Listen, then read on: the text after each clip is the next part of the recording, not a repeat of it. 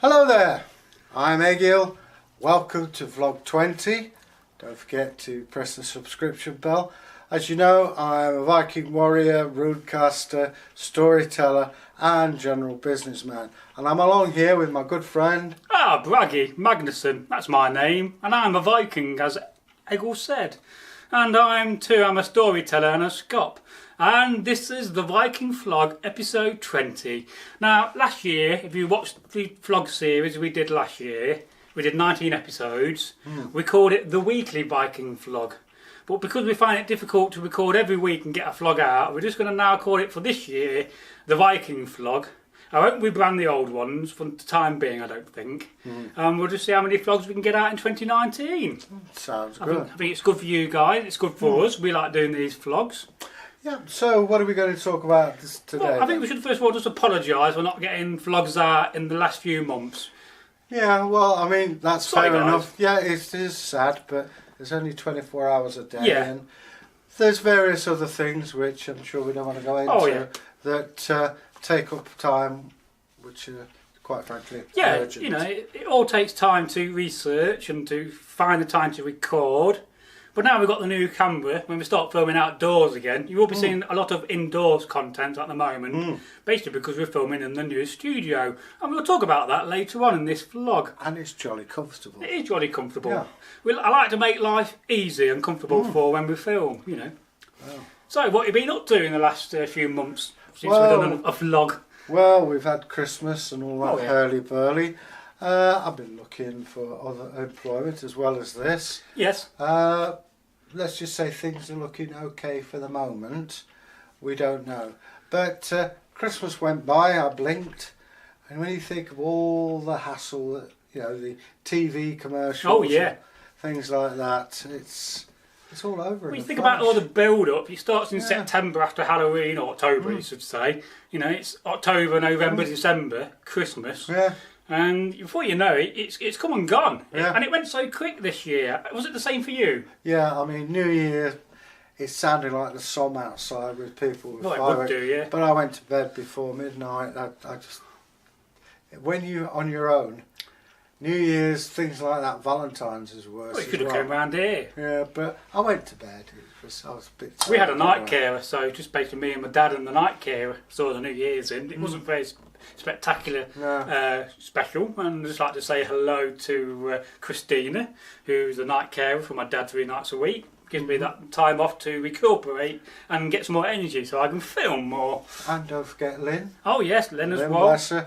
Without Lynn, we'd be in a very You'd have far less sandwiches to eat without Lynn. Less coffee. Oh yeah, and also I'd have to walk back. Yeah, I took a big sandwich. I had to take his belt off earlier. Yeah. Oh ho. Ho ho ho. So how was your Christmas? What did you get, guys? You let me know what you got for Christmas. You know, I'm not really one for buying people presents. I just never get around to it. I had to I didn't get paid until the 27th. So No. I had to raid my bookstore. Government's for you. Well, whatever, you know. It's no good minding about it. You've got to get on with it. Well, yes. If you go too far forward, you look very red. Yeah. Like the sausage. Yeah, that's a folk tale you told earlier. It's a very strange folk tale called The Mouse on the Sausage. Yep. Well, a very strange guy. I like some of these. Some of these folk tales about animals are very, very interesting. Perhaps that is a subject we could talk about further in a video. Yeah. Not one I got scheduled for this vlog. Yeah. So you may be asking what I've been up to. What have you been up to? Well, I've just been relaxing over Christmas. Watching a bit of telly? Yeah, watching a bit of telly, doing a bit of research. I had a little bit of time off from YouTube over Christmas to have a break. Well, So I've still got some more comments to go back to. I know there's one chap I've not replied to any of his comments yet, and he's left about 12 comments. So I am going to do that in the next couple of days. It's just time. Yeah. You've got to have A, the time, and B, the energy. we will get back to you. You must be disheartened. But No, I'll do that tomorrow. like I say, usual Christmas, watching The Godfather. But there's been one or two interesting programmes. Yeah, I saw one or two interesting things. Digging for Britain was one. Yeah, Digging for Britain was an excellent episode and series just before Christmas. Alice Roberts is a very talented woman. Do you know she's trained as a doctor? Is she? Yeah. Yeah. I think she knows all about the anatomy. That's what she looks at. But what I like about her programme, she doesn't stay within one area. She moves around. Yeah. It's very easy to watch, and it's one of those programs which you start from watching the beginning and you watch to the end. She also did the Christmas lectures, you know, the institute. Yeah. She did take part in I watched that. a couple of them from my dad, but it's not my cup of tea really, and they're not that good this year. Well, it does tend to be a trade middle class, doesn't it? Well, maybe so. What do you think, Quentin? I think it's absolutely wonderful, don't you, Aubrey? Yes. Told you, Castor. Well, it's probably generated for these lefties, trendy, and millennials, but that's another subject. Yeah, so I thought it was very good, a good digging for Britain. The one about the Anglo-Saxon grave, the burial ground, where they find a Visigothic brooch on a warrior, was very interesting. Yeah, that's very interesting. I mean, we talk about the Huns, the Visigoths, Yes. Ostrogoths, and various other Merovingians. Yeah, well, the thing is, these are nomadic tribes. We find very little material culture, i.e. Brooches. We find one or two on the continent, obviously. And I think they found some furniture, but they're on the move all the time. Well, of course so. People were trading, you know. But I mean, we miss out so much history with it. I mean, if you can get, you know, gems from India and amber from the Baltic, then you can go to Spain to the Visigoths and go and buy some nice jewellery, you know, and then some trader comes back to England and trades it and makes a pretty penny. Well, I mean, Saxons were pretty, well, they didn't travel as much as the Vikings, but they travelled quite a bit. In fact, if you go to Derby Museum, there is the hoop of a purse. And that hoop is an elephant's tusk. Now you think, elephants, here you are in the middle of Derbyshire. That's some trouble. Was it from a living elephant from the day, or was it from a mammoth tusk? They said it was an elephant tusk, but if it was a mammoth, it was a very Because small in the one. Anglo-Saxon grave cuts they found on digging for Britain, they found some elephant's tusk wings for purses.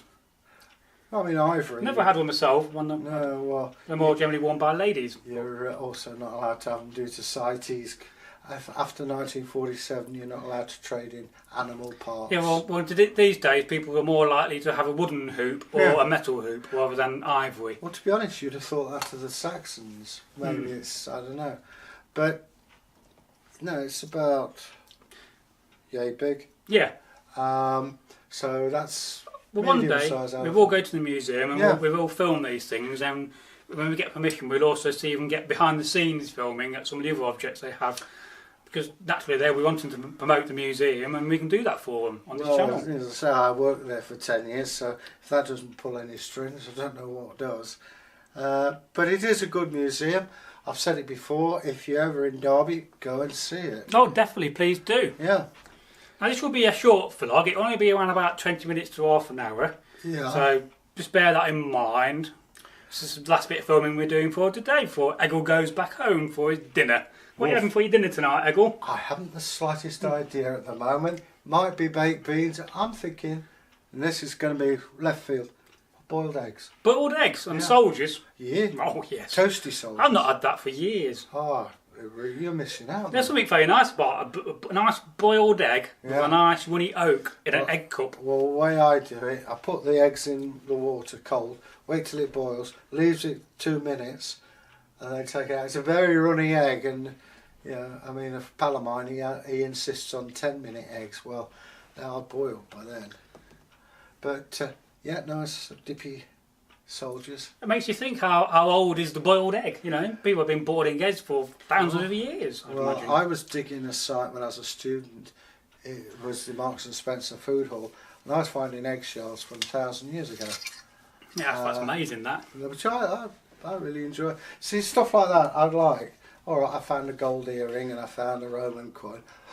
Yawn. But things like eggshells shows human contact. Well, of course it does. You know, that to me means more than, say, a silver coin. It shows activity, you know, and that activity is very important. And we miss that everyday life activity.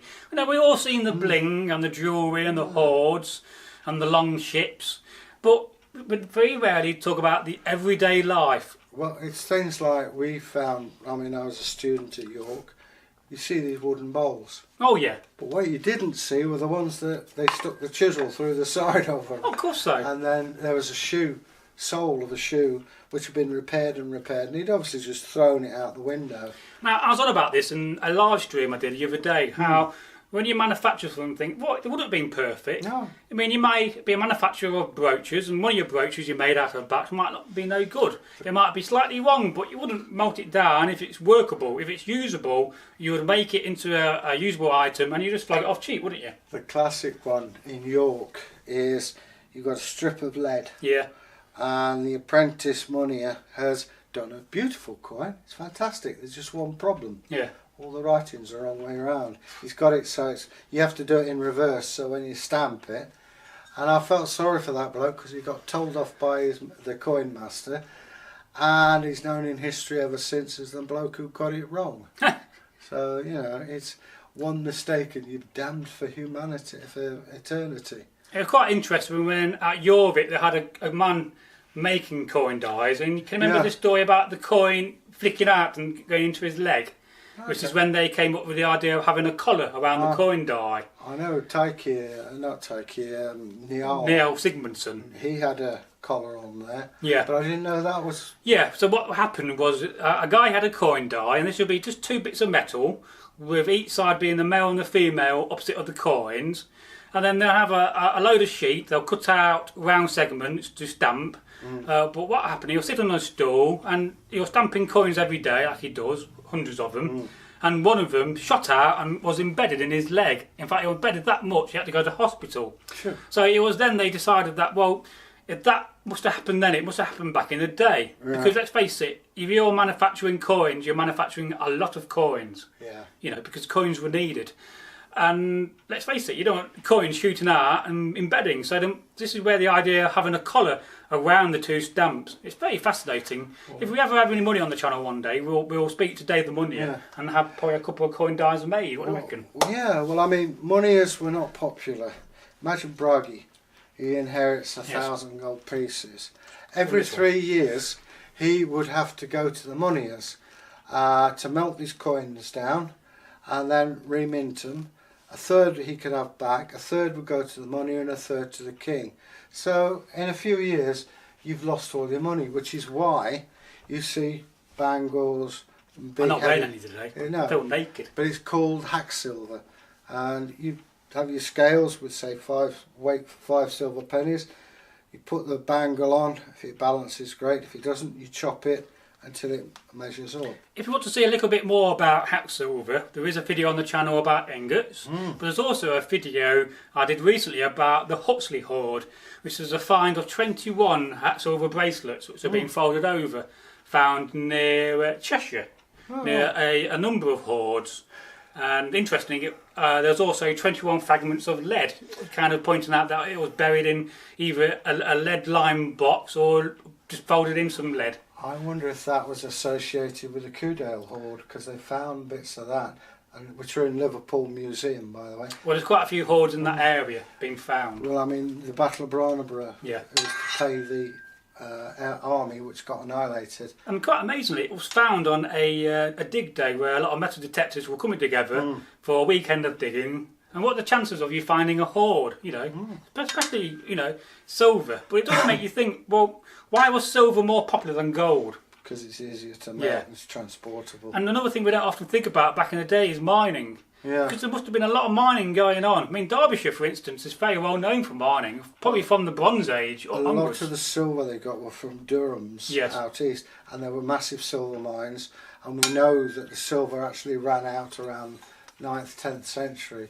So what silver you had was suddenly worth a lot more. And then remelted, probably. Yeah, and it was hard. Well, even today, digging out east, they find hoards of dirhams. You find dirhams in Norway, Denmark. Oh yeah, I have an unusual one myself. I used to have one, and my then girlfriend appropriated it. If I remember, I'll take a picture of it and put it on this video for you. Basically, it's a sheet of silver, isn't it? It basically is. It's very thin. But you know, if you go to Iran or Iraq, you can basically dig them up by the bucket load, and they fetch hardly anything over there. Well, I got mine off of Dave the Moneyer. Yeah, same here. Yeah, so I suppose. I think I paid about £10 for mine. Yeah, that's about what I paid for mine. But I know in Iran and Iraq, you pay next to nothing for them. Oh, I mean, they scrap them over there. Well, they make them into things like, I don't know, tea services and bangles and pretty much like the Vikings did, I guess. I mean, I would like to go to Iran or Iraq and go dig a load up, but it's not the most safest area to go to in the world, is it? But you're going to need more than a male shirt. Yes. But anyway, so, yeah. So that's quite interesting. It's not really planned, this vlog. You might guess that. Well, we do have a list of things we're going to talk about. And we're going to talk about now the new filming studio. So how are you guys liking the new filming studio? But also, most importantly, how are you liking the new camera? I hope you like it. I'm finding it very beneficial to be able to see myself on camera. Yeah, it's a lot easier. I can go up. I know where the borders are. A little bit red there. We need to invest in some better lights or a light diffuser. Well, when the money comes in, yeah. Money's there. I'm just too tight to spend it all the time. Lucky you. But yeah, I mean, it's nice to film indoors because you've got a decent seat to sit on. But again, it's like you say, it gets a bit samey. It does get a bit samey with the thumbnails, which is why I'm trying to stretch out some of the folk tales. But believe it or not, we have folk tales now scheduled into June, and we also have one scheduled for October. Although I'm not going to premiere them until we get near the time, because I don't know what you guys think about the premieres feature on YouTube. My main concern is, do you want me to premiere everything or just premiere half the content? Because I don't know what to do. You know, well, I mean, there's also films to look at, trailers to sort. Well, do you understand the premiere thing? Go on then, explain. So what it is, the premiere feature on YouTube is that if you have a video, so let's say last year we never had the premiere feature, so all we could do was just publish the video. Right. But the idea of having a premiere is that beforehand you can hang out with your audience in a chat box. Chat with them, and then when it's playing, it's like a live stream. You can chat and interact with your audience and your subs whilst you watch the video together. Right. And then you get a bigger watch time. It's only on the channel. It's had a big impact when it comes to watch time views, because we are getting people in. And some days we get 2 or 3 people. I mean, the other day I had nobody in the premiere, and the other day we had I think 8 or 9. But I mean, I see people with channels with 5,000 subs who are only getting 6 or 7 people watching in the premieres. So the main question I have is, do you want me to premiere every video, or do you want a balance of some premieres and some publications?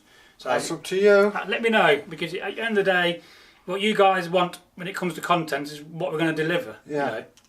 It's very important that. But I do like the aspect of the premiere, because for the longer videos, it's great because you do get to interact. Some of the conversations we've had in the premieres have been very good. Yeah. In fact, it's another source for us to go back in the future and to read the comments out, because there are some very good comments.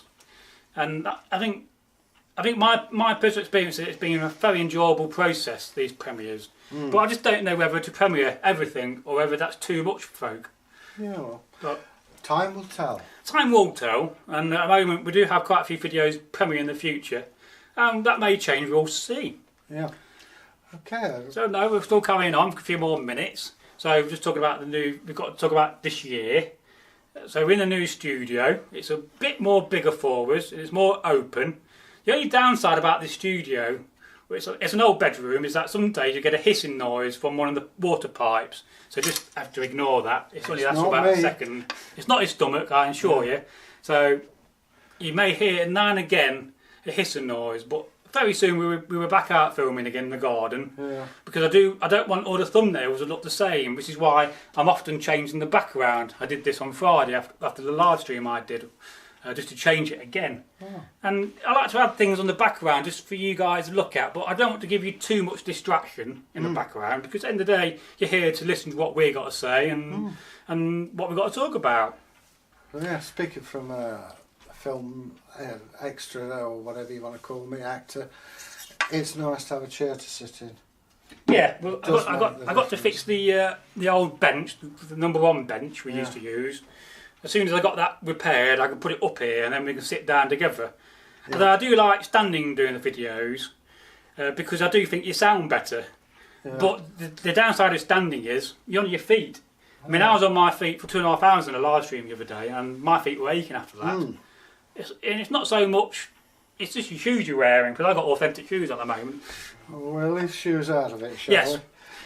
Yes. So let's talk about, before we finish this vlog and Egil gets changed back into the modern world, let's talk about 2019 on the channel. Okay. So, what we've got planned? What have we got planned? Well, a lot more stories. Yes. Historical.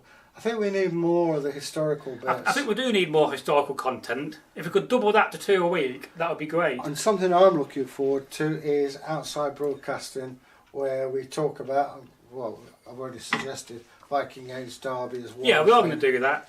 I think that'll be the 30th vlog episode. I was planning it on the 20th, but then I changed my mind.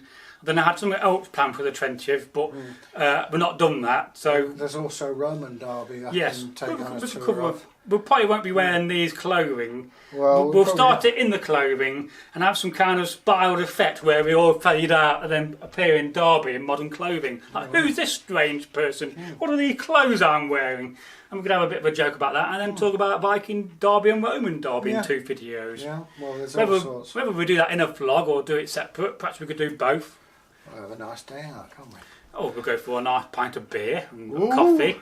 I'll treat you. We'll get Thomas along to be our man to hold the camera and to guard it. Oh, good. Because I think we're going to need an extra third person for that. Yeah. Can't really go around with a harness so big. So if we're both going to be on camera, we want somebody to make sure that camera stays where it is. Yeah. So he's big and he's like security. So if you heard that first here, Tom, I haven't talked to him about it before, but I said we are going to film in Derby. I think we are going to need 3 of us, 1 behind the camera and 2 in front. Well, I mean, we'll see how that goes, and maybe we could do other locations. Yeah. Depends. From there. Naturally, we're going to continue doing the folk tales. Although one thing has changed with the folk tales is that we now publish them on a Tuesday and a Thursday. And we've done this tactically, changed it from a Friday to a Thursday, so that we can hashtag Folklore Thursday. So you've heard that a couple of times on the channel before, so we are doing that. And there will be a continualisation of 2 folk tales a week, or fables, or fairy tales, however you want to describe them. Whatever. And I just think before we end it, this vlog, we'll just talk about the historical content. I think an idea I got, if we have one on a Saturday, which is the longer version, and then we do a short 2 to 5 minute video in the week on a historical subject, I think that'd be quite manageable, don't you think? Well, we'll see how what Saturdays bring. I can't say yay or nay. As you know, I've got one Saturday business. No, we're not filming on a Saturday. What I'm on about is release it. Oh, that's fair enough. Our historical video goes out on a Saturday, and that's generally a longer video. I'm with you. But if we wanted to add a second historical video to the channel, and I assure you that will benefit the channel big time, then I suggest we concentrate on doing short videos as well, just to cover some of the subjects, like the one we did on Saturday on Bractiets. That worked very well at 4 minutes. Yeah. So perhaps we could do that, and that might be a bit more easier for us to manage. Yeah, whatever. Okay. So if you've got any comments on this vlog, please leave them in the comments section. And don't forget, folks, what do you do? Press the old bell in the corner there. Leave us a comment. Share it out with your friends. Yeah, tell your gran and your granddad. And your cat and your dog. And your uncle. Woof. Your brother. Your sister. Meow. Your boyfriend. Your girlfriend. Even your hamster. Your friendly Viking. Tell your neighbour. Tell your local shop. Your local policeman. Yes. Go to your local priest and tell them about these 2 pagans. Anyway. So, it's goodbye from me. And it's goodbye from him. And don't forget, if you are new to the channel, then please go and click on the subscription button. And don't forget to go and click the bell. By doing that, you'll always be notified when we publish, when we premiere, but also when we live stream. And hey, stay groovy, you guys. And it's goodbye. Bye-bye. Bye.